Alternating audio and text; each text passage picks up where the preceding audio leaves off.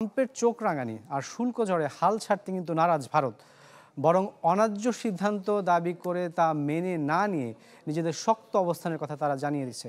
বলছে যে শুধুমাত্র শুল্ক ইস্যুতে রাশিয়ার বন্ধুত্বকে তারা উপেক্ষা করবে না, তবে ২১ দিনের আলটিমেটামে দিল্লি কিভাবে সামাল দিবে তা নিয়ে রয়েছে নানা জল্পনা কল্পনা। এ বিষয়ে আরও জানাচ্ছেন ইফতেখার আলম। হিরন আরও মিনারেল ওয়াটার মাত্র 50 পয়সায় প্রতি লিটার।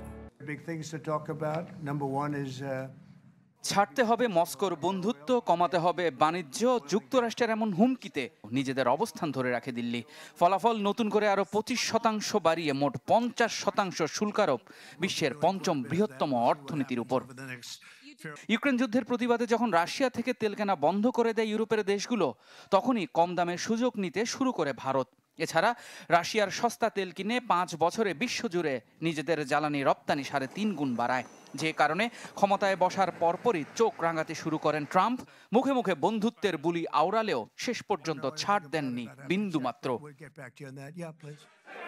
ভারতের প্রায় $500 বিলিয়ন রপ্তানি ঝুড়িতে মাত্র 20% পণ্য রপ্তানি যায় যুক্তরাষ্ট্রে, যা দেশটির জিডিপির মাত্র 2%।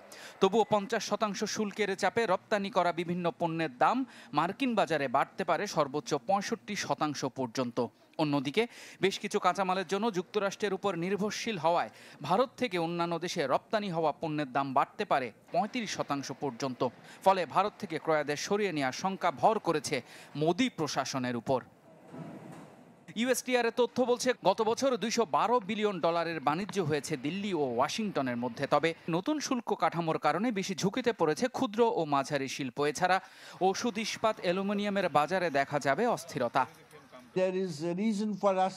আমাদের অতি ক্ষুদ্র ব্যবসার উপর সবচেয়ে বেশি আঘাত আসবে, তবে বড় ব্যবসায়ীরা তাদের অবস্থান পরিবর্তন করবে। আর শুল্কের বড় চাপ যুক্তরাষ্ট্রের গ্রাহকদেরই বেশি সামলাতে হবে। আমরা আলোচনা চালিয়ে যাব।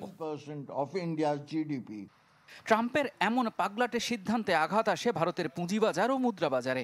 তবুও বিশ্লেষকরা মনে করেন অর্থনীতির বাইরে ভূ রাজনীতির বিচারে গুরুত্বপূর্ণ এই দুই দেশ অবশেষে পৌঁছাতে পারে সন্তোষজনক কোনো অবস্থানে। ইফতেখার আলম, চ্যানেল 24।